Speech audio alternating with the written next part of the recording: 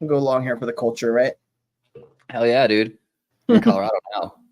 Let's get it. Let's get it. Okay, we are live. Let me double check audio, and we're looking good. Yeah, level's good on your end for me.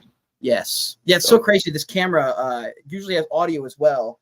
Audio also won't connect. It just clicks and then connects. But guys, welcome to Flip 3. Welcome to the podcast.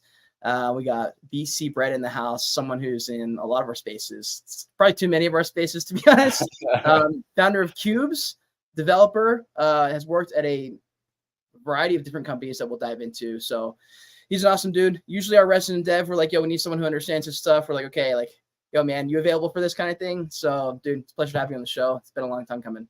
Hell yeah, dude. No, I appreciate it. I appreciate you doing this and playing in the video content world now. You know, we've done enough spaces. It's time to start doing some of the live video stuff. Let's get it. Let's get it. Oh, lovely. We got Shaolin in the house too.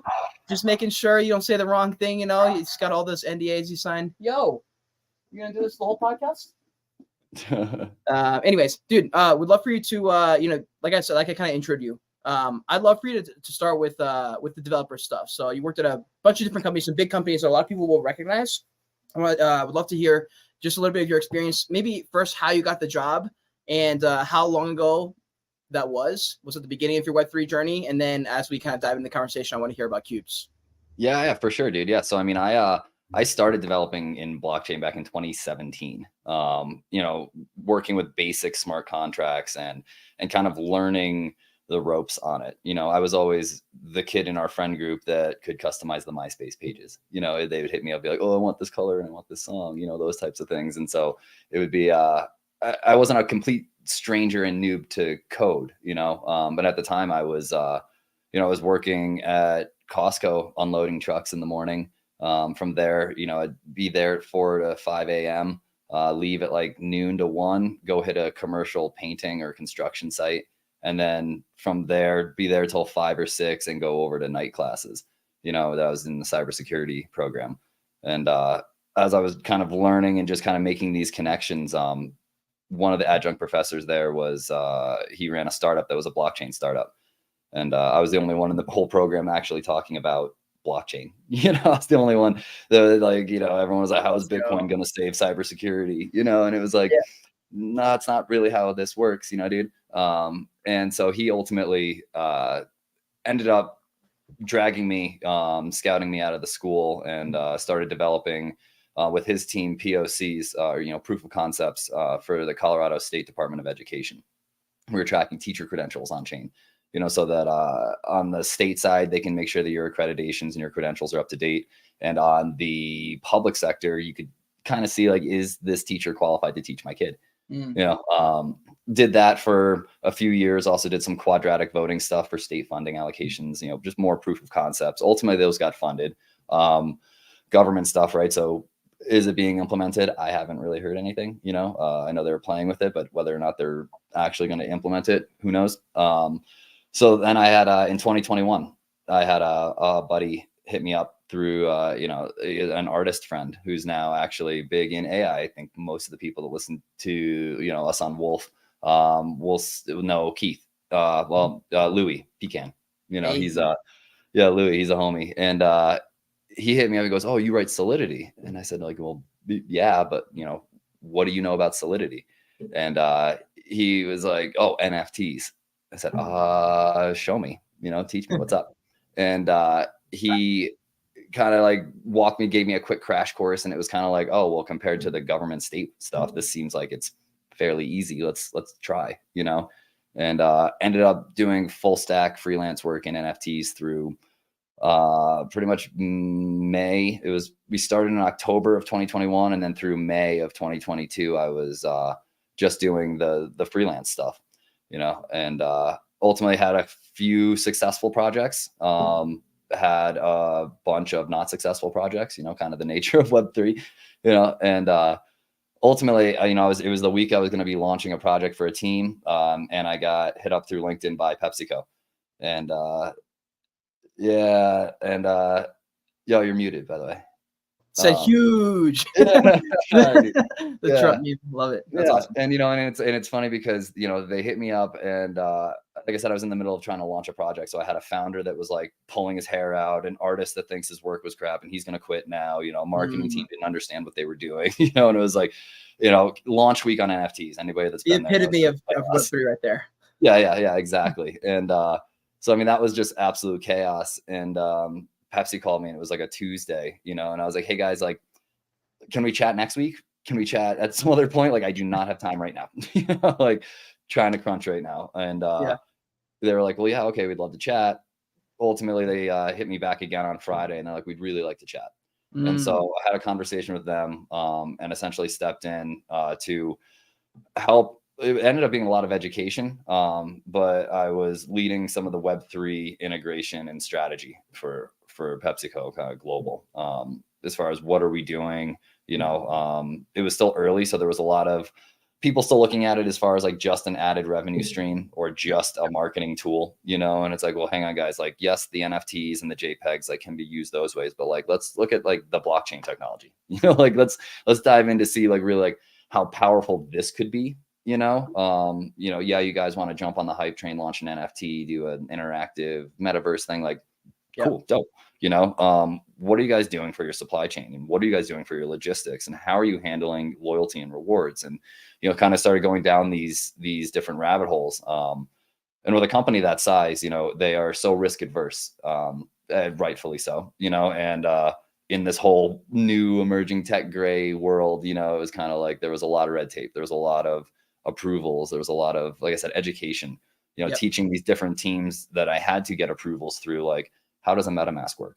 What is this token? What's this? Why is this one an ERC20 and this one a 721? What's the difference? And so it was a lot of colored boxes and arrows and PowerPoint presentations. And, was that like your forte, or is that like a skill you cultivated because of this experience?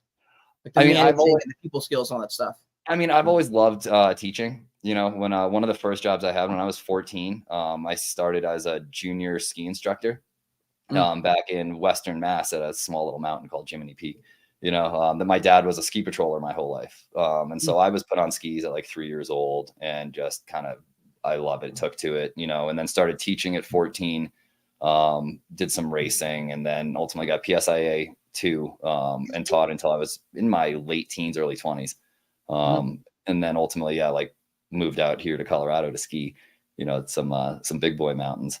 Hey. And, but like, I loved teaching, and I liked that. I like seeing people have that click moment, for when it's like, you've explained this thing 3 or 4 different times, maybe a couple of different analogies, and they're still not grasping it. And then all of a sudden you just say something and they like clicks, and it's like, yes, finally, now we can move on to step 2. It's like, I really enjoy that process. And so it was nice. But at the same time, I kind of saw, I was getting that fulfillment from the teaching side of it, but I could kind of see falling behind in this emerging tech, so I felt a little bit like spinning my tires as a developer, and as like, someone that can, think outside the box and kind of look at unique opportunities for use cases and implementations. And that was when I was there for about a year with PepsiCo until NFT Now hit me up, and they, right off the bat, they're like, we want to launch an NFT. And I was like, well, of course, like, let's do that, but then it was, I was more interested in what they were trying to do with media and legacy media, and mainstream media. And so with them, helped develop a series of smart contracts and a factory smart contract that allowed mainstream media and legacy media to integrate directly into their existing publishing workflow, a one-click solution to, hey, also publish this on chain, make a proof of it. We ended up launching with Base. And so it's like on Base now, there's over 100 articles with NFT Now, and, podcasts and media, any type of stuff that you would normally publish is an NFT, even it could be a single NFT or it could be a collection of them. But either way, at the time it's published, it gets put on chain with a time and a date stamp, for receipts and for, that level of authenticity and verification, and I think that's going to become super, super important going forward. I think that there's, we saw after we launched that was February of this year earlier, after we launched that, we saw Polygon and Fox News do their verify type, launch. And both platforms solve that that problem of having receipts on chain, like, no, this is what you published, own it,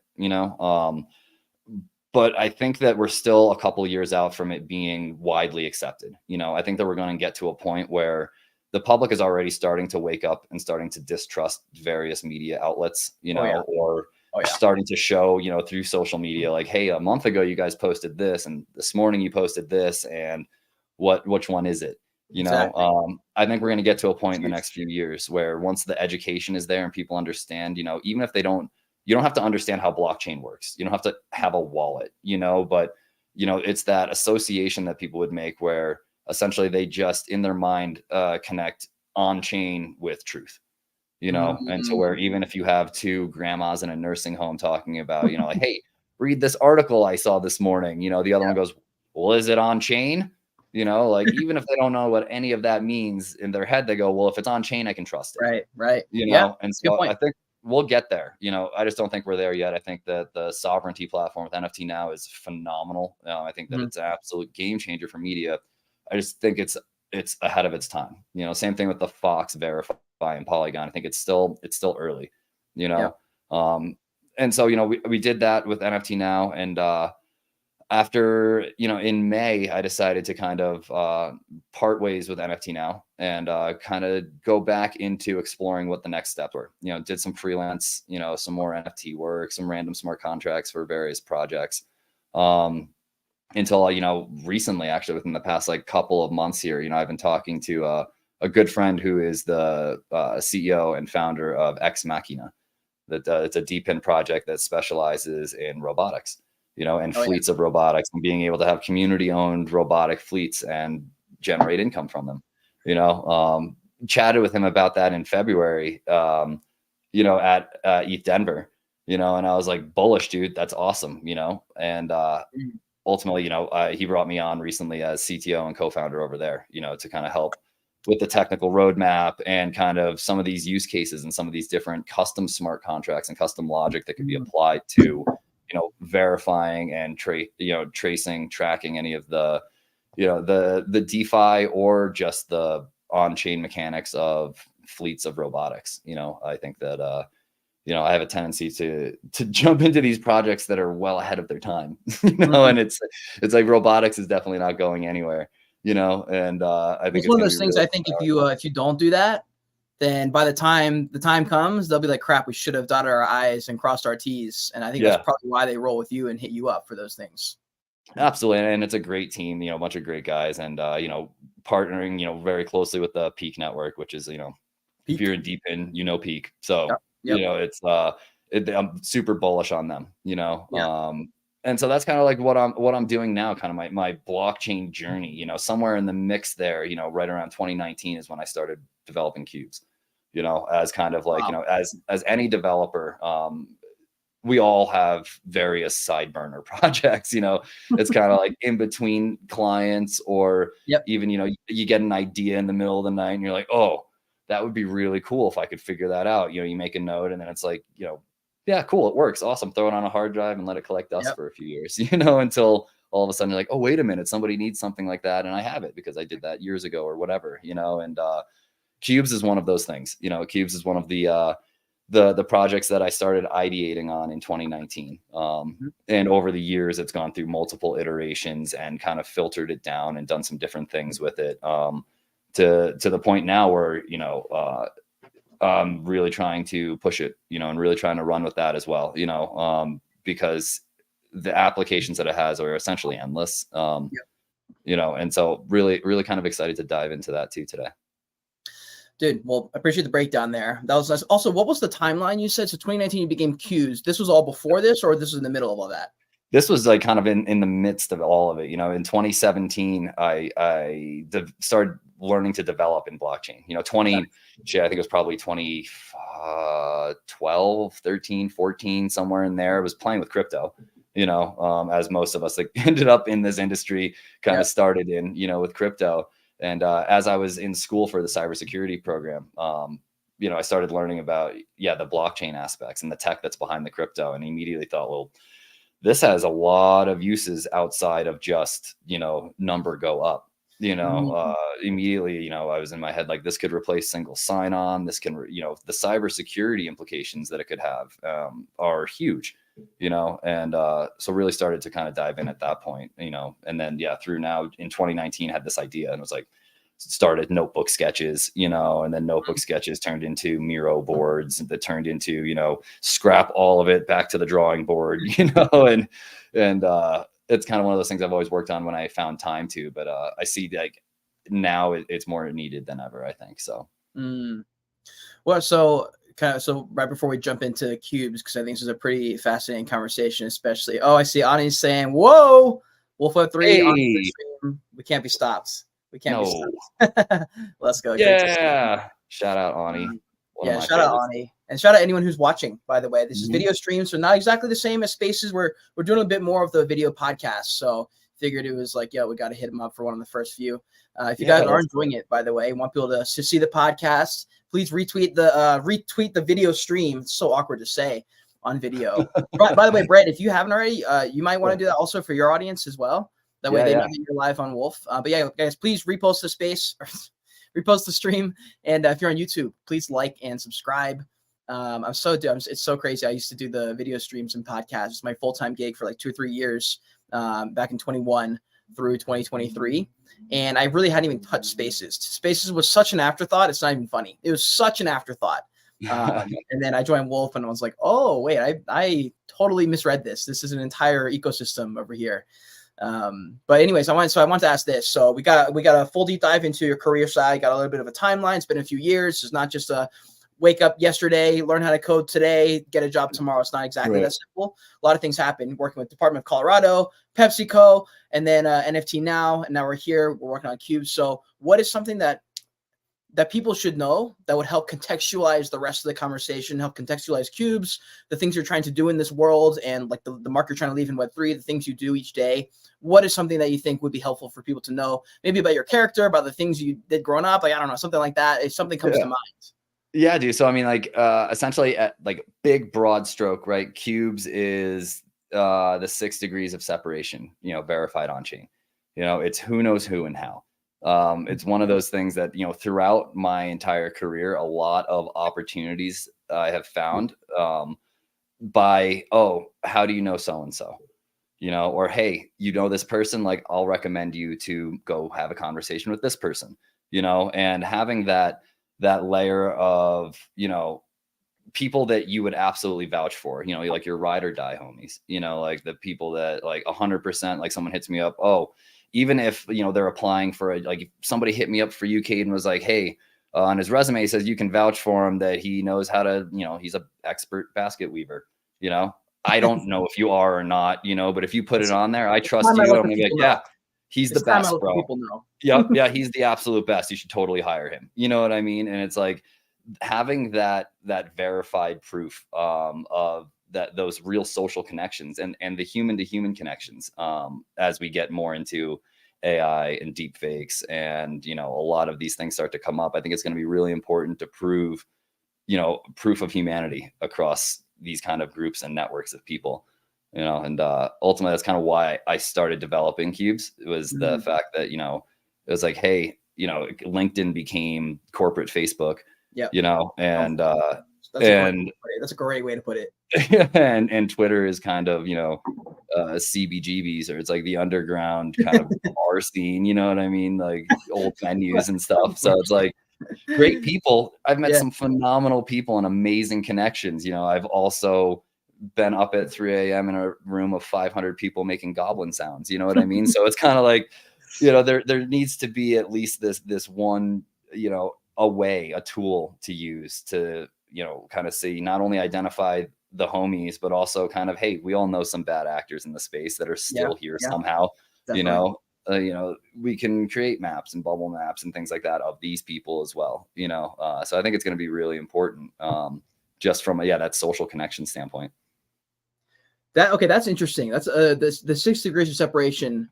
And then you said on chain is like the big part of it, right? So like that's something that you talked about. You've even given some hot takes in Spaces. You're like, I won't even vote until I know it's on chain, because otherwise there's just no way to verify anything. You can just you can just throw a certificate of authenticity and you don't actually know if it's true because it's not backed up by anything that we can trust anymore. That's very interesting. So with the idea of cubes, also the 6 degrees of separation, that is facts. For people, I mean, everyone probably knows this in the Web3 world. You're like one tweet away from Elon Musk sliding in your DMs. Like it can get crazy to that level, or even a Donald Trump, hitting up Rug Radio and saying, "Oh, I want to do a podcast about crypto launchpad thing that I'm doing." And now we have Farouk out here interviewing Donald Trump when there's podcasters and networks that like have millions and millions and millions of dollars in networks, and they can't even get an interview with Donald Trump. That kind of stuff is insane to me. So I love this idea of the 6 degrees of separation. So, man, I want to dive more into your life, but I want to hear about cubes as well. So we'll do a bit of a mix and match. So with cubes, the 6 degrees of separation is the main thing. It's on chain. Talk to me a little bit about the opportunity, I guess, or opportunity / like what is the play? When people say, okay, cool, sounds great. What do I even what's next? Yeah. So I mean, there's we won't go too far down the rabbit hole of all the various use cases, right, that it can provide. But like one of the primary ones that I'm tackling first, what I'm trying to like essentially my MVP with it is transforming social media into socially curated media. I think that right now we're all sick of, especially during circus season, election year, it's yeah, man, my timeline's gross. Between all sorts of different political opinions, in between all of the GMs and the homies, promoting their stuff. And then all of a sudden it's tinfoil hat, crazy conspiracy theory, and then bots, and it's just kind of like, all right, well, I'm sick of it, and so I think that by deleting the algorithm, you know what I mean? Like we can eliminate the algorithm by having your homies and your friends personally, that peer-to-peer curation network. At its fundamentals, how Cubes works is you register on the platform, and right off the bat, like there's not really a whole lot for you to do. It's kind of like there's a media feed. You can kind of read some generic things, explore the website, whatever, but you're registered. And once you are added to somebody's cube, there's going to be, been talking about this for a while. I've got a bunch of early signups on the websites, things like that. A lot of those people are going to just be issued a cube, as Genesis cube holders, 100% free. I don't want this isn't Friend Tech. This isn't Stars Arena. I think it's disgusting to put a value on a person's social like status. I think that's just gross. Like how much is so-and-so worth on this platform? It's like, ew. Yeah. So it's free for users. And once you have a cube, you can add 5 people to your cube. And now those 5 people, because they were added to your cube, well, now they get to build their own cube of 5 people who then get to build their own cube of 5 people, and it spreads that way. And on chain, it's all handled via some custom contracts I wrote up that are essentially factories and pseudo soul bound or wallet locked, wallet bound, account bound, however you want to call it, to issued wallet addresses. That way there is no way to buy and sell them. Again, not about some of the other social fi type things. There is no way to buy or sell your access to cubes. If you don't want to be a part of a cube you were added to, you can still burn the token. Or if somebody in your cube is, FAFA a little too hard, like you can revoke that token and get them out and issue it to somebody else, but with the media now, essentially, it's like anything that I want to share to my cube will immediately get shared to those 5 people. Chances are they're my, they're my homies, they're my friends, they'll be interested in it, I assume, or they'll tell me straight up and send me a text like, yo, stop sending me ski stuff. It hasn't snowed yet, but then if they do like it, right, and they're like, hey, like I do like that article, well, at that point now they can share it to their cube, and then those 5 people can share it to their cube, and you really start to not only build this peer-to-peer virality of content and media, but you can also trace its origin. Who was the first person in this whole network of cubes to really either create this content or share this content? And I think that has huge implications as far as down the road, any sort of royalties, any sort of like, hey, this was a great article that this person wrote, let's hit them up. How can we hit them up? Oh, I know this person who's connected to that cube, who's connected over there to that cube, and like hit them up, and so I think that outside of media, I think again that getting rid of the algorithm is super important. because it's a mess now. Yeah. You know, that proof of humanity, you know, chances are, I mean, you're not going to add 5 bots, you know, to your thing. And then even if you do, who are they going to add? You know, just more bots. And eventually it's kind of like, all right, well, that starts to happen. Like, yank, your token's gone, your bots are gone, goodbye. You know, and you can kind of really curate it that way. You know, you're going to add people, you're going to add real humans. And so I think that social, really bringing back more of social networks that have kind of fallen off over the past 20 years from their inception, you know, to what they are now. You know, one thing that's interesting about it too is it's a way to participate in Web3 and utilize blockchain without needing to have this conversation about centralization or decentralization. You're mainly trying to hit on the fact that we've got these digital receipts that can verify XYZ, whatever you're trying to verify. It's like, it sounds like that's more of interest to you.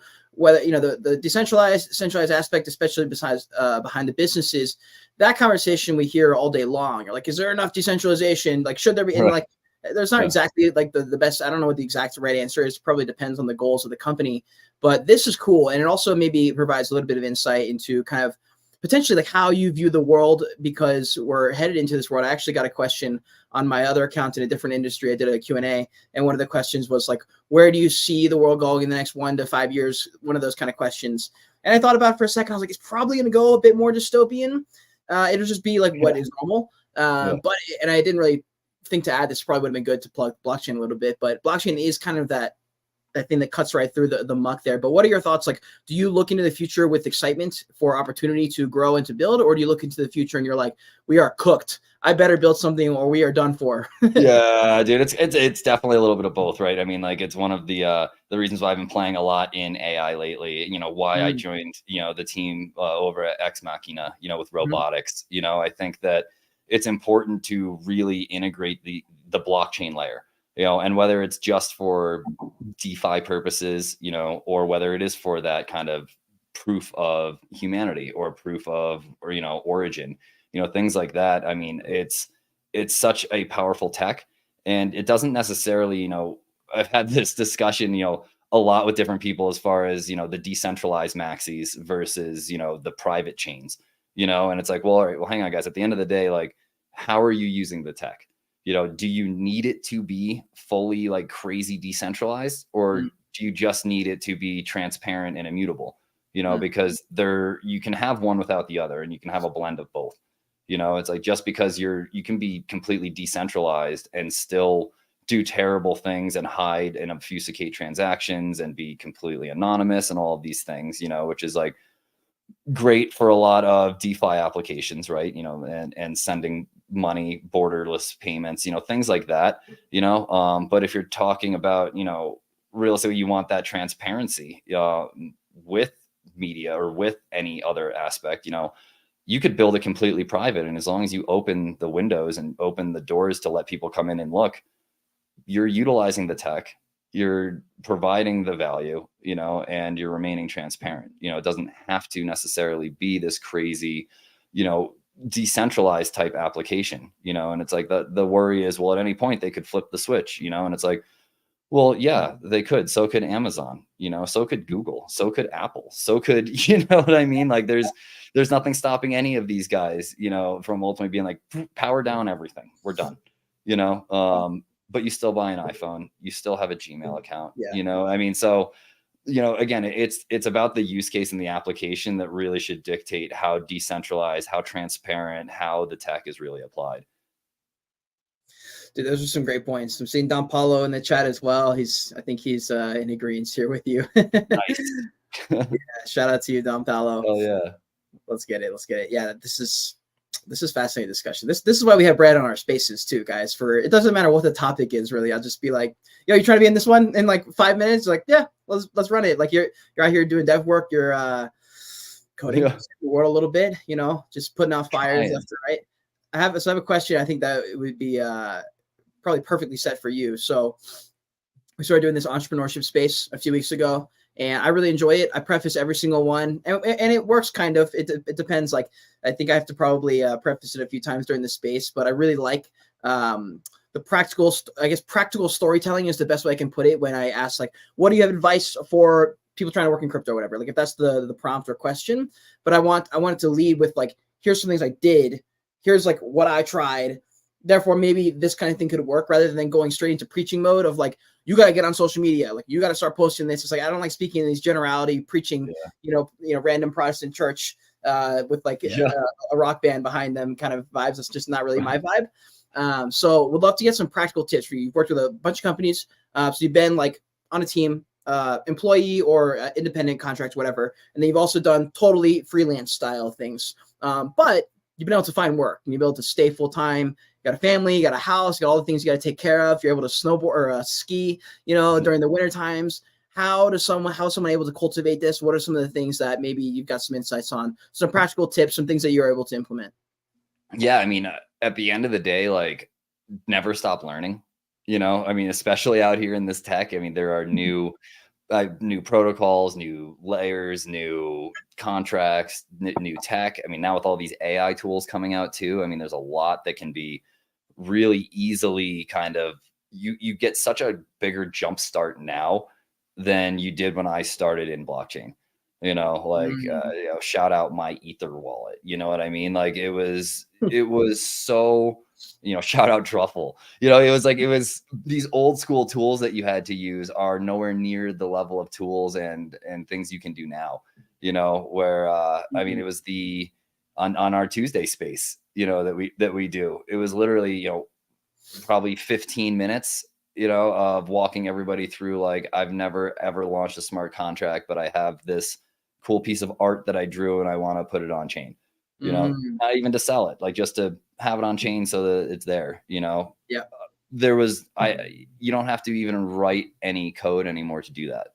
It's as simple as just using some of the tools that are available, preloaded contracts, the IDEs that are out there now. They can just like one hit launch, converting, buying crypto directly in your MetaMask now, which is like, crazy back, in the days where we all wanted that, and now there's like, not only can you do it in MetaMask, you can do it in Phantom, you can do it across a million different wallets now, and so, as these new tools come out, really, like, you don't have to be a master of every single thing that drops. You'll drive yourself crazy and never sleep, but like, pay attention, keep your eyes on like, what's this new tool that this team is promoting and what does it do?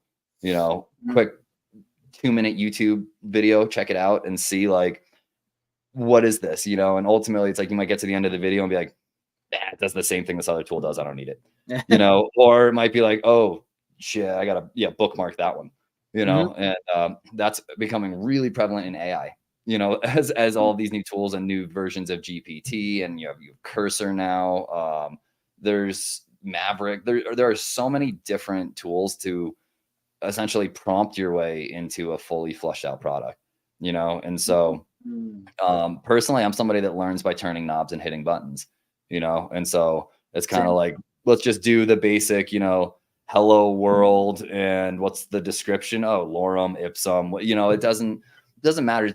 Build it, and ultimately at the end of the day, if you scrap it, it's like, all right, well, it's like you're training, never stop training. It's like the guys that are in the Olympics, it's not like after the week of the Olympics is done, they're like, all right, I'm going to take the rest of the year off, like that every day they're training still, before even knowing if next year's Olympics they'll be there. It's like, well, your odds of going if you train every day are a lot higher than if you just go, I'm going to switch to a full McDonald's diet now that the Olympics are over. It's important to keep up on things, and I think that that's really given me an advantage throughout my career, is that, taking these opportunities, like I said, sometimes it almost kind of, it bites me in the ass sometimes, because I join these projects that are going to be wildly successful in 2 to 3 years, and getting in on like kind of these ground floors and having the faith, and realistically, like,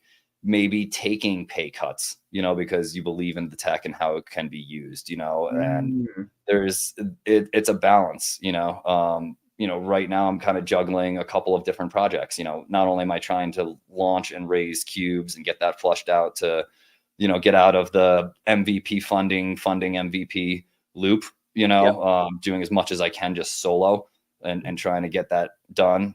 Working, on some really cool stuff with Crown Studios, and shout outs to like the Crowns and Utes fam, or Fuzzy D Gods now, if you want to be considered that. I'm not here to offend any of our fuzzy friends, and in addition to, being CTO over at Ex Machina and really exploring use cases for blockchain implementation in robotics. Between all three, I can almost pay all of my bills. You know what I mean? And it's like, so it's a balancing act, try to be opportunistic, I don't suggest ever playing in the meme coin casino, with other than like, $2, $3, the guys that are professional traders, props, like that is an entirely different skill set. That could be a full-time job, watching charts and making sure that you're, calling options correctly. And there's a lot to that. And so don't just think that like, oh, because all of these people on my timeline made a bunch of money, I can just hop in here and I'll just copy trade them. And, it'd be the same thing if they were to jump over into the dev world and be like, oh, I'll just build a progressive web app real quick this weekend and get this whole thing launched and run this server and host this database and get user flow and registration and run all the socials. And it's like, know what you're good at and learn what you're not good at, and learn just like the overall ecosystem. Like one thing that it's probably my only bit of advice when people, because I've been in the content game for so long now that I can't really remember what it was like in the very first days. Like, I don't really have much advice for people who are just getting started other than just go ahead and start. But the one thing I do say, like, if you want to get monetized, I do have advice there, because I was able to monetize within 1 month of joining Web3. And that was only because I recognized, I wanted to work in the ecosystem, which means I can't just make content that a YouTuber would make, which is like, buy this coin, buy this NFT, whatever, which, by the way, for most of the traders you follow me out there, they make money from the KOL deals. They don't make money from trading the charts. They're getting a percentage of the token. They call it, it goes up. They're like, hey, I told you. Like, so that's how they allow them to make their money. However, in the content world, if you are able to create content and you're able to understand the ecosystem, this is like my main bit of advice, is that if you see it like a board game, you have to understand your industry. So if you're in the fitness industry, for example, you need to establish like, okay, I'm in the fitness industry. Here are the leaders. Here's what people look like. Here's what people are looking for. Here are the supplement companies. Here are the main sponsors. Here are the ways that people have been getting sponsors. Like, if you're able to articulate a bit of a board game, you can start to play, because you can get a bearing of where you're looking. If you have no idea and you don't know how these people make money, you don't know really who these guys are, you didn't even know you had to hire devs to make a project, you didn't know you needed a marketing guy, like, if you don't know any of these things, you're gonna get wrecked, and it's gonna be embarrassing. It also could be part of the game. You might just have to go through that, like a lot of us do. I certainly did go through my fair share of getting wrecked and losing all my money and trading NFTs, thinking I was making money, only to dial it up at the end of the year and go, wow, I broke even. Actually, after 300 trades, I didn't make any money. Yeah, shout out to all the CPAs out there, bro, dealing with us. That is like, how do you have 5,000 transactions here in this past couple of months? And what are they? I was like, I got no idea, dude. I don't know what those were. That was meme coin season. Who knows? Hey, by the way, what NFT communities catch your eye? Like, what are your thoughts? We'll stick on that. I know a lot of people.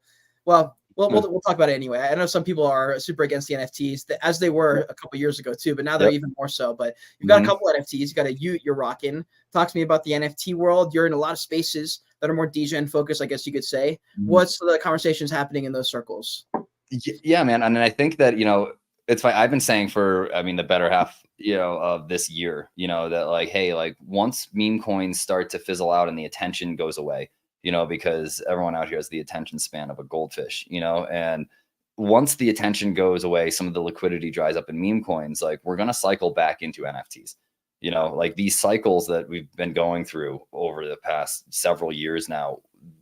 They're not always exactly the same. The saying that everyone likes to use is history doesn't repeat, but it rhymes. Right. And there's a lot of validity in that it's never going to be like day for day, month for month, exactly the same, these cycles. But we saw that. And then, it was one of those things, like, that's kind of why NFTs started to come up, was meme coins were fun, but, let's build some real communities, as opposed to just, back in the day, it was Clubhouse. And it would be like these spaces essentially on Clubhouse, and these groups of people that were all kind of, in Web3 in some way, shape, or form, and originally it was kind of more about that PFP and that symbol, that representation of like, I rep this community. You know, it's like, I don't see it any different than, you know, repping your favorite sports team's jersey. You know, it's like, I stand with this team, you know, like, yeah, they're doing horrible this season, you know, but like, I stand with this team, you know, and dude, I'm a Chelsea fan. Oh, yeah. What to expect? Game day shows up. Manchester City might win, might lose. Game day against some like 19th place B tier project or company or team, and you lose somehow. And I never understand it. Yeah, exactly. You know, and I think that that's kind of where they took hold over the past few years. You know, since then, it was kind of like, yeah, it was a hype cycle. It was like a bubble for a while. You know, as far as like, I don't really think that you know, any NFT at any point, just because it's an image and a PFP, you know, it should have been worth 6 figures. You know, maybe certain collections, you know, some of the OG collections, you know, some of the early generative collections, you know, I think could pull price tags like that because of either provenance at this point or, you know, proof of I was there type things, you know, souvenir kind of mentality and collector mentality. Going into this new cycle though, I think we're skipping all of the, you know, the original metas of sell out 10K in 24 hours or you're a failure. We're going through the, you know, skipping the free NFT meta. You know, we're seeing that on some of these alt chains, you know, and some of the various other chains that didn't really get to play last cycle, you know, are doing like a free NFT launch, you know, and it's like, boom, done and done, moving past that. And I think we're going to go straight into when utility, you know, was an argument that kind of started to come up in the midst of the last NFT boom. It was like, well, yeah, but what else does it get me besides access to a Discord channel? You know what I mean? And it's like, well, now it's like, oh, I get to talk in a Telegram chat. Like there's too many Telegram chats. I don't want to be added to any more Telegram chats, you know, like, and so there has to be something more, you know, and I think that, you know, some of the projects that are killing it are the ones that are really treating it like a brand. You know, they're really nailing the IP, you know, say what you want about Pudgy Penguins and Doodles, you know, and it's like, yeah, they are, you know, to the punk rock underground scene, you know, that is crypto Twitter. It's like, man, you guys sold out, man, you're all crypto now, you know, and it's like, well, okay, but like, if you want your whole industry to succeed, there has to be some companies that leave the little underground scene and start to play on national acts, start to tour the world, you know, in order for people to recognize there is an underground scene, you know, and this counterculture. You have to have culture to have counterculture, essentially, you know. And I think that like what Doodles and what Pudgy are doing by kind of bridging this out to Web 2 audiences, you know, normies, you know, I mean, it's really creating attention on that super fan level. You know, I think that there's going to be people that, you know, I mean, like I got my kid a little plushie, you know, Pudgy Penguin when they dropped, you know, and he loved it for a week, 2 weeks, something like that. And now it's in a bin with a bunch of other stuffed animals. You know what I mean? And it's like, all right. I mean, and he'll find it again at some point, be like, oh yeah, dope, this thing, you know, and but you'll have these super fans and these super collectors, you know, that the first time they've ever heard about these projects is on TikTok, or is they see a commercial, or it's a, you know, an ad spot on a billboard or something like that. And they start collecting them. They love these things now. And they're like, you know, I'm going to dig into it, and I'm going to dig into the story and like, who is Luca, and let's dig into him and like all the founders, stuff like that. And they'll find out that, you know, through their own research, like, oh, it started as NFTs. I've heard of those. Maybe I shouldn't have been fading these NFTs for the past 5-6 years, you know, and ultimately, you know, that's, I think, where the secret lies in onboarding. It's not going to be this huge, massive influx. You know, it's going to be these people that it was on radar. They heard it was a scam from their favorite YouTube influencer, wrote it off, you know, and now all of a sudden it's like, oh, my favorite brand started as an NFT though. Huh. Okay. I'm in, you know, and once they come in, you know, chances are they're not going to be like, now that I'm in, let me spend 6 figures on a monkey picture. You know, it's like, I mean, maybe you'll get there, right? But first shot, probably not, you know? And so I think that some of those brands are doing a great job. You know, I'm watching the DGods ecosystem closely. You know, again, I am a Ute or a fuzzy DGod, you know, part of the Crown Studios, which is like, you know, all the crowns, you know, you see my PFP. with the crown. It's a whole, one of those sub communities, or like the sub kind of servers or whatever in these main communities, that is a lot of builders, a lot of artists, and so being a part of that was, something I was really looking forward to, from the beginning, because those are the people like, yeah, I'm a dev, my kiddo is a better artist than I am. I lack any sort of artistic skill. I was into photography for a while, right? And music, but like, for, making art and digital art and things like that. I mean, I've got so much respect for some of these artists that are in the space, and they're running into the same thing. Like, man, I've got all this art just sitting on my computer. I'd love to just, even if it's free, put it on chain and get it out there. And it's like, oh, let's go. Let's do this. Like, I love your art. I can write your smart contracts. Let's just send it, and again, having that kind of proof of humanity, that proof of people, and again, it's kind of one of those things that ultimately I see, Q's playing a part in as well, like down the road, once I get some, functioning things out, get some bells and whistles and knobs and buttons for people to play with, I think that it's going to be really beneficial to existing communities and NFT projects and teams as well, to kind of map those connections. Let's go. Love it. Love it. I would love for you to walk me through. I know it's probably not the same each day, but some type of outline of a day in the life. You wake up, like we were talking about earlier, you're waking up pretty early, you get straight into the grind, or like, what are the things like, just walk me through the day in the life. Yeah, man. I kind of, when I was doing those years at Costco, I would have to get into work and clock in at like 4:30 in the morning, and so I would be up between 3:45 and 4, 5 days a week for like 7 years I was there. You know what I mean? It was, my body got very used to it, to the point now where it's like, even if I don't set an alarm, the latest I can sleep in it like these days is like 8:30, and I wake up and I'm like, oh my God, I've wasted so much of my day sleeping, and so now it's like, my alarm every morning, 6 a.m. wake up. I mentioned earlier to you, I was like, sometimes depending, last night I was up kind of late, so like, I hit that snooze button for sure, and ended up rolling up at like 6:15, and it's not I can't, just walk right into, my office and just sit down. Years and years of being out on job sites and going to work and things like that. And, it's one of those things that like work from home sounds great until you do it all the time. Oh yeah. And it's kind of like, I had to walk around the block, do something, go to the gas station, grab a cup of coffee, and then come back and be like, oh, now I'm clocked in. Yeah. You know what I mean? Like, that's interesting actually that you say it like that. Like, now I'm clocked in at work at home.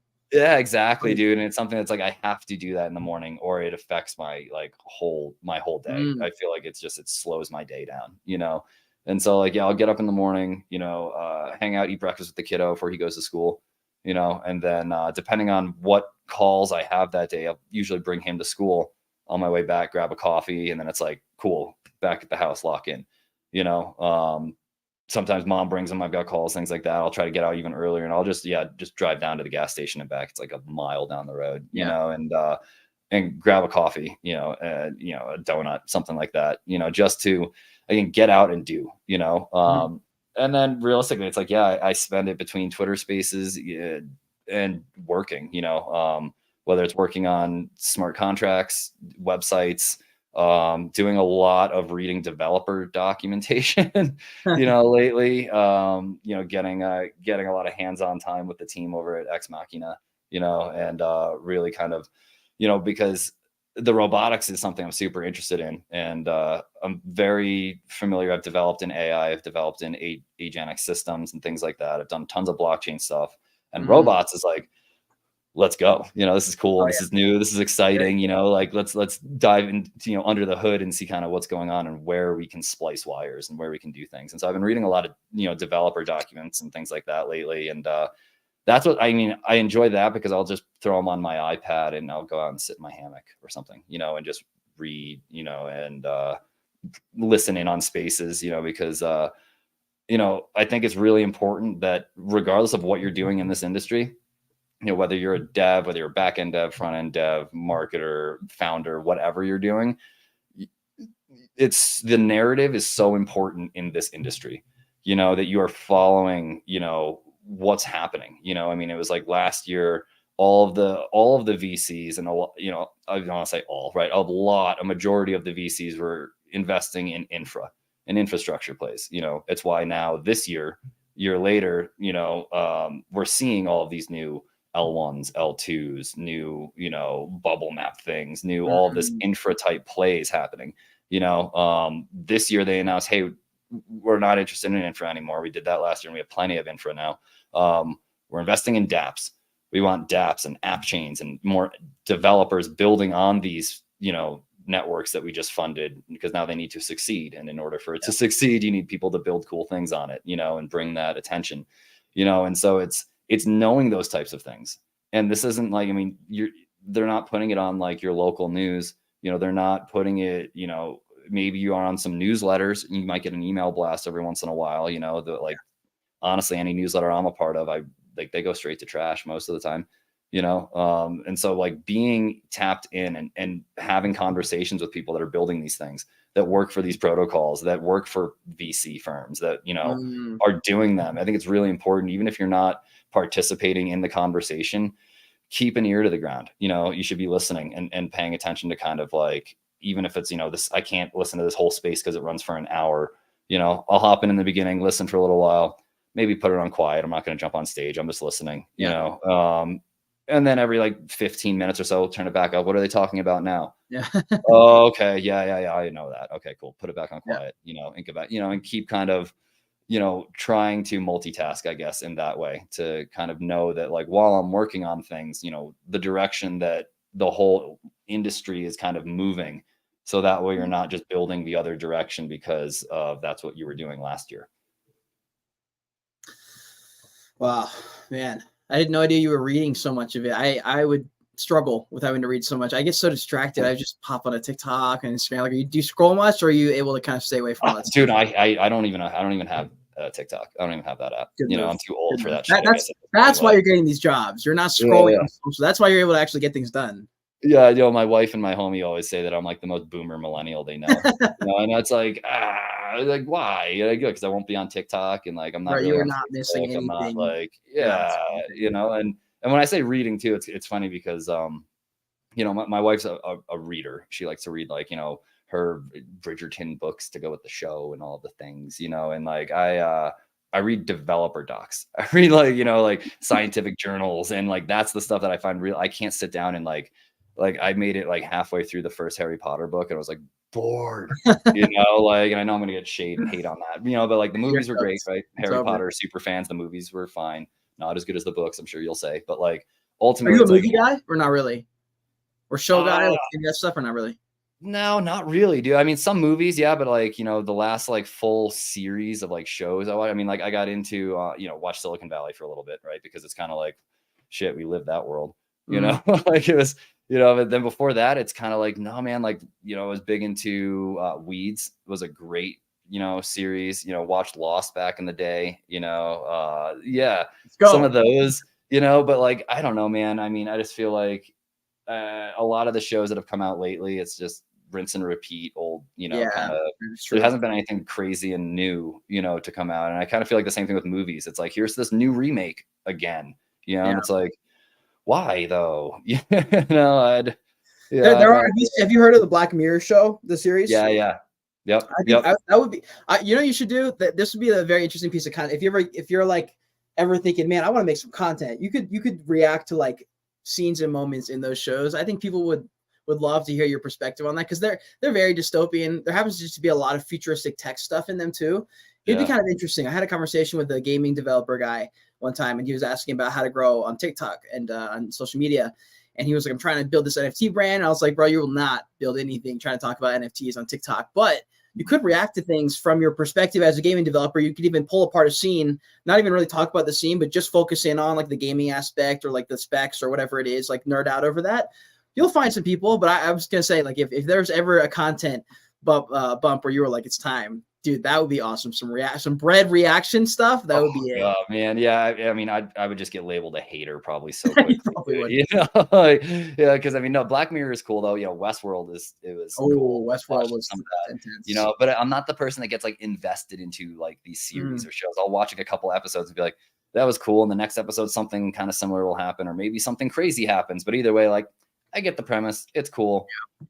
I'm going to go build it though. Cause like, it seems like, or I'm going to go find a way to like, make sure that doesn't happen. Yeah. There's some of that dystopian kind of future tech shows. I'm always like, yeah, dude, I would get labeled a hater and be like, that's a horrible idea. And we can fix it doing this. It's like every dystopian show or post-apocalyptic world around season 6, 7, time travel. It's like you're running out of ideas, time travel. Yeah, right. Yeah, it was all a dream, and they woke up. It's like, oh god, damn. Yeah, we're running out of ideas. I think a little bit. Anyways, we've got a few questions left. One of them I wanted to ask now, just in case, because I guess it could turn into a whole thing. But curious on if there's a setback you encountered in 2024 that you didn't expect. Talk about how maybe you're able to react to this. Any kind of real life practical advice that you were able to pull from this? Anything that comes to mind from 2024 or the last year or so? Yeah, man.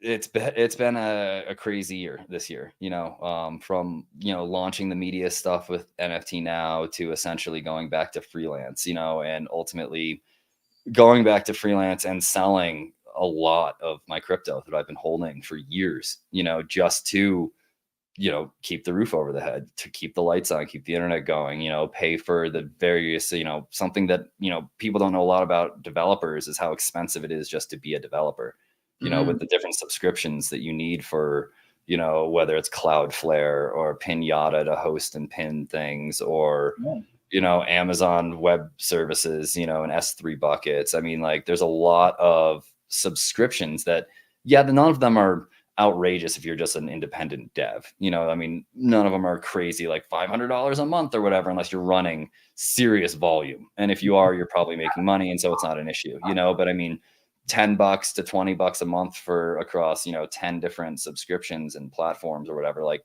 adds up, and so, ended up selling a lot of crypto, and very underexposed feeling right now, which, I mean, even if I hadn't, I'd still feel underexposed because, that's how everyone feels going into a bear or going into a bull, out of a bear, it's, it doesn't matter how much you hold. You're still like, oh man, I should have DCA'd earlier, like, and, so I learned this year that like, as much as you don't want to, like, profit is profit, and be thankful that you're in this industry and you have that possibility and that option, because I mean, ultimately, if I didn't have any crypto to sell to get me through a couple of months in bills and things like that, I couldn't be working on the things I'm working on, which wouldn't lead to the job opportunities that I have because of the things I've been working on and building, and I mean, it all comes from, like ultimately like being super grateful, to be in this industry, and have the opportunities, if you look for them, like they're there, to, even if it's like, hey, I turned $20 into $30 this afternoon. It's like, where the hell else are you even going to do that?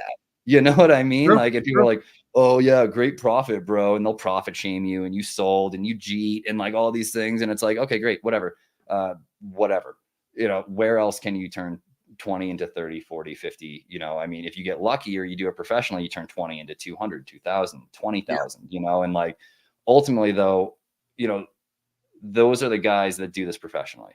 I always joke around. I've joked around with you on our spaces, like, whenever we've talked about like what meme coins are we buying and things like that, like, very clear, like I am not a trader. I will straight up jeet for $20 profit because I only put $20 in. And to me, that's, I'm good to go. Like that's fine with me. That's not why I'm in this industry. I should probably do more of that. That's a good point that you bring up, especially like in our trading spaces. I end up not participating as much because I'm like, well, if I'm going to buy in, I'm going to buy in with size. Like there's no point in putting in 20, but you're right. It could turn into like, it could go to the moon. You never know. But like, it's kind of fun. And it's not so bad if you don't have your whole net worth gambled on a random meme coin that may or may not be here tomorrow, like starting at 20, seeing if you could just like turn it into 45, like that's actually kind of a fun story and allows you to participate in the ecosystem. And also you get a little bit of like, what's it called? Like flesh buy-in, or when you feel a little bit more like you're into the game. It's a bit more fun, I think, if you're participating. Exactly. And it was the same thing with NFTs back in the day. It would be like, buy an NFT, mint an NFT, and hopefully you can mint it before they mint out. And you can either flip it on the speculation and the volume that's happening pre-reveal, or you can wait for a reveal and see if maybe you got a one of one. Maybe you have a rare one that's 10x floor, Did you ever? I've minted one of one, and I had so many 3-4 ETH offers, and I paid like 0.02 ETH for it. And I just held thinking, hey, this is going to be in a museum one day. I'm going to hold this forever. This is going in the vault. And about 6 months later, they were dead. And I was like, I should have sold for 4 ETH. So the ones like, it's like I have, I moved some of those, the one of one NFTs that I minted, because there's been a few over the years, they immediately go to my ledger, right? All of the projects that I minted one of ones on have since rugged, what I mean? So it's like, and, at this point, I'm just hoping, shout out Adam McBride, historical value, right? Like, let's bring back some of those collections. Okay, I'm down with that. That'd be cool. That would be great, You're like, please. Like, at this point, that's the only time they're going to be worth anything at all. Yeah. So if for some reason, all of a sudden, 5 years from now, people are like, this collection, turns out the founder ended up going on to, be the first guy on Mars to launch an NFT project or whatever. And so now all of his old collections are valuable again. It's kind of like, at this point, that's it. I'll never sell them, until like they're absolutely ridiculous, and all the other ones. I mean, I've got some NFTs that are probably all, sub 1 ETH, realistically, like, some that are 0.8, 0.9, my Ute is, up there, but like, I'm never going to sell that, because I didn't buy it to make money. I didn't buy it to flip, like I bought it to be, part of Crowns, and be a part of that community, because like I vibe and, I vibe with them. Same thing with like the Robotos, RIP Robotos, man. That was one of my favorite projects back in the day. I loved that Robotos art, and like the whole Robotos community was bumping back in the day, dude. And then, now I've got a bunch of those sitting on the floor. Shout out my Moris, bro. I love my crypto Mori fam. I've had them for years. It took a little bit before I could get used to the new PFP a few months ago.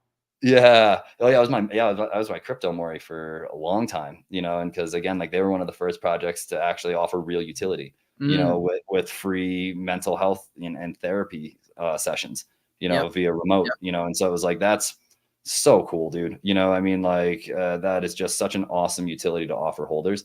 And they were really one of the early projects to be offering holders anything other than Discord server number go up, and now they're doing some cool things with games too, and they've got a mobile game and they're doing some other cool gaming things. And so I'm still bullish on them, again, never going to sell because I love that. I love that team. I love that community, but I'm interested to see what I think that this next cycle, there'll be one or two, there'll be hundreds of projects that launch, people make money on, and then they go to zero, but there will be, one or two that are like the new, IP from this cycle, the new big, strong projects that have crazy communities that are doing these awesome things and incentives that aren't just, when moon. Oh yeah. And they pop up relatively often. I can never keep up with enough, but there will be projects where I'm like, holy smokes, you guys have like 1,000 people tuning in every day into whatever, like Discord channel or something like that. And I'm like, oh, this is like your whole life, and I haven't even heard of you. There's so many sectors of the ecosystem that are like that. But yeah, I mean, this cycle could get pretty crazy. I mean, it got crazy last time. I have no idea what to expect. So anyways, let's do we got a few minutes left. If anyone's watching and has any questions to incorporate into our little rapid fire Q&A, I'm going to throw a bunch of random questions that have nothing to do with probably anything we've talked about in this high level discussion with Mr. Bread. By the way, if you're watching on Twitter, if you look at the Twitter stream, you should be able to see Bread's handle. You should be able to click it and hit the follow button on him and continue on his journey with him and give him a follow. And if you're enjoying the conversation and you haven't already, please repost the stream. If you're on YouTube, subscribe. I have his link down there in the description as well. Get involved, follow, stick around. Click on the Cubes link, go check that out. But let's throw some rapid fire Q&As here. Do you have any Guilty pleasures. Oh man, I mean, other than skiing, that is definitely like, and it's something that even, my wife and I, we've known each other since, high school, right? And started dating when we were like when we were teenagers, and then ultimately when we got married 11 years ago this year, one of the things, that agreed upon on the marriage, I was like, yo, listen, I don't care if it's your birthday, an anniversary, a whatever, like if the mountains are reporting over a foot of fresh, I'm going, and there's like no questions asked, like, yep, all right, done, no problem, and a couple over the years, it's happened a couple of times, and it's still like, yeah, no, I'm in the mountains skiing. If the like, I don't care what the occasion is. Yeah.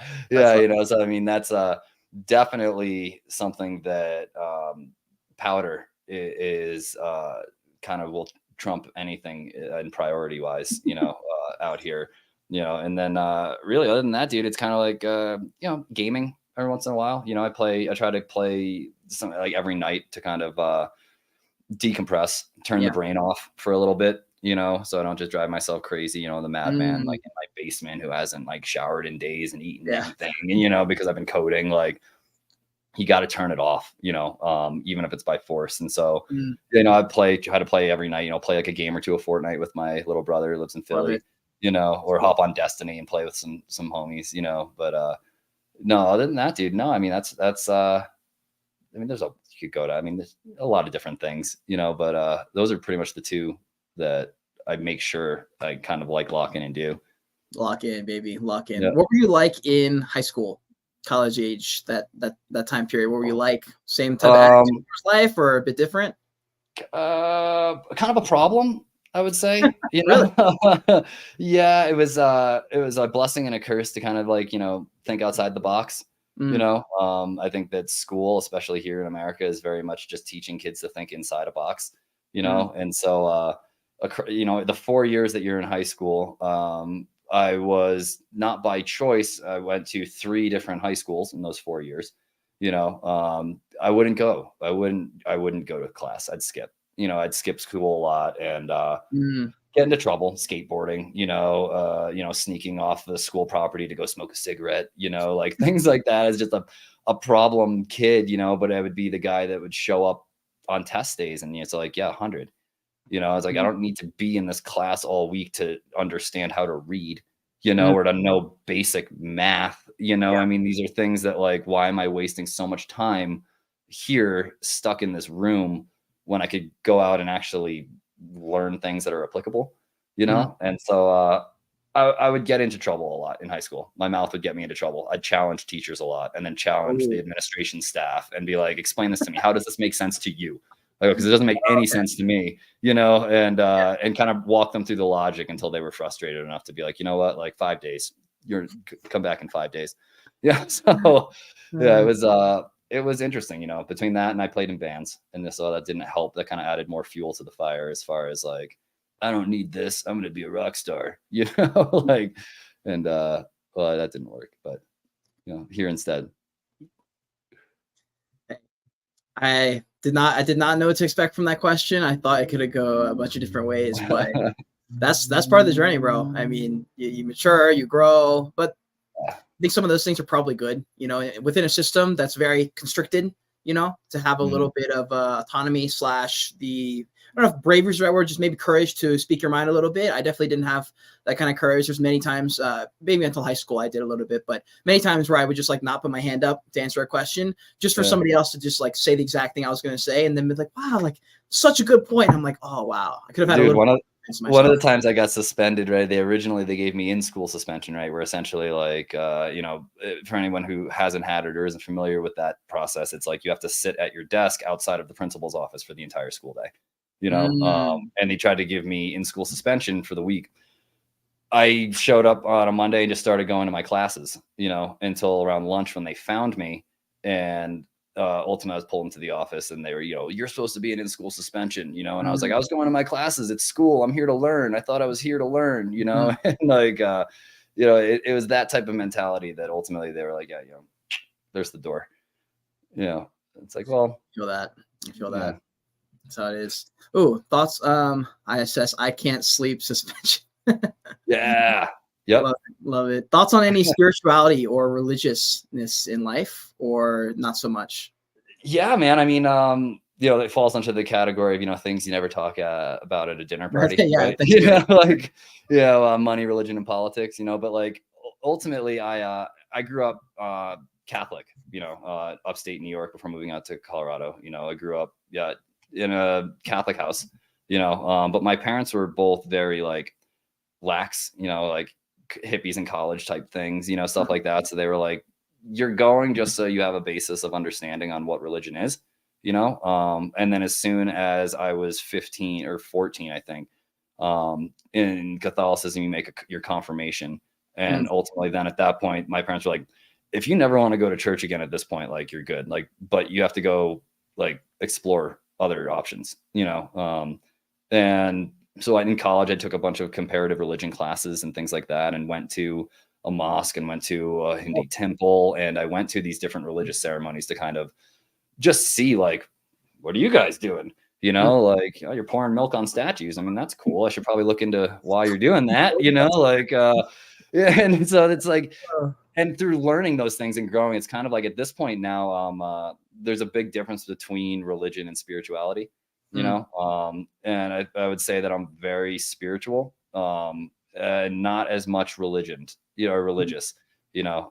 big believer in karma, what goes around comes around kind of mentality. I think that every action you take in the world has rippling effects across the entire world, like a butterfly effect kind of mentality, not the Ashton Kutcher butterfly effect mentality, but like some kind of order in this reality. Yeah, or this organized chaos kind of thing. I really vibe with that, and ultimately, the one thing that every single organized religion has in common on the planet, like, and through studying essentially almost all of them, I can't say all, I'm sure there's plenty that I don't know about, right? But all of the ones that I studied, at the end of the day, they have a primary rule.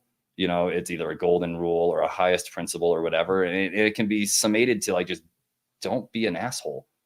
Like, just be a good person to other people, and that's really all you have to do to, I think, be spiritually sound, just be good, be good and do good and receive good back. And that's, if you abandon the pursuit of being better and being a good person, that puts you on a path that's not going to be so bueno. Right. Right. Yeah, exactly. You don't necessarily have to believe in any one particular religion to just, don't be a bad person, like you see somebody fall down, help them up, like, there's just basic kind of, morals that I would follow now at this point, and so I wouldn't even say you can even put it into a single bucket, I just live life, positivity breeds positivity, and, do good and good things will happen.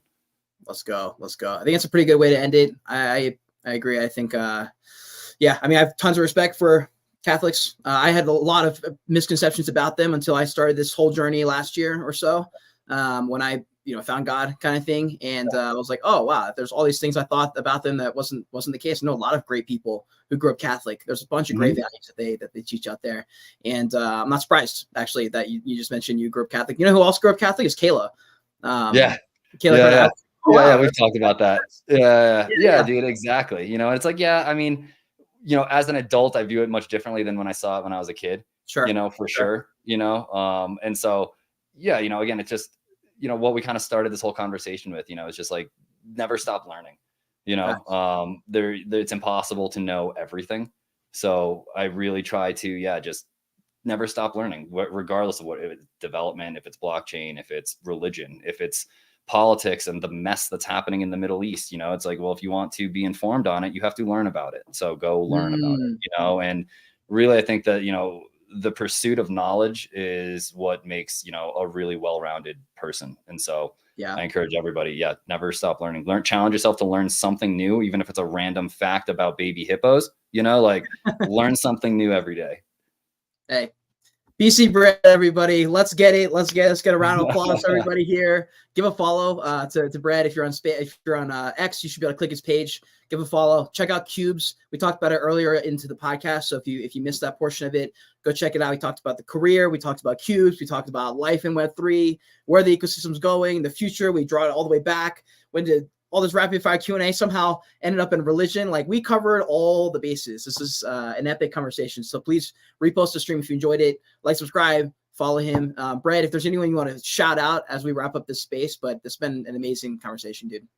Yeah, no, thank you. Like, thank you to the Wolf team. You know, this is dope. Hopefully we can do more of these, you know, going forward. Maybe ultimately our spaces start to turn into things like this. You know, this is a lot of fun, you know, and then, or maybe for the next one, I'll just cruise up and see you and we'll just do it, you know, in the same room. We can do it like an official, like definitely official podcast type vibes, you know?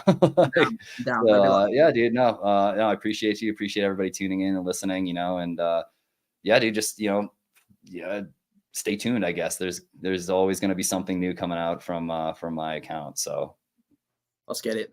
Guys, have an amazing rest of your day. We have spaces every single day here at Wolf Web 3 and now streams. I think we have a space in like a couple hours with the RWA crew. We've got a market talk space later. I think we have Bitcoin mining stocks. So a whole lot of content coming out from us. We'll see you all later. Take care.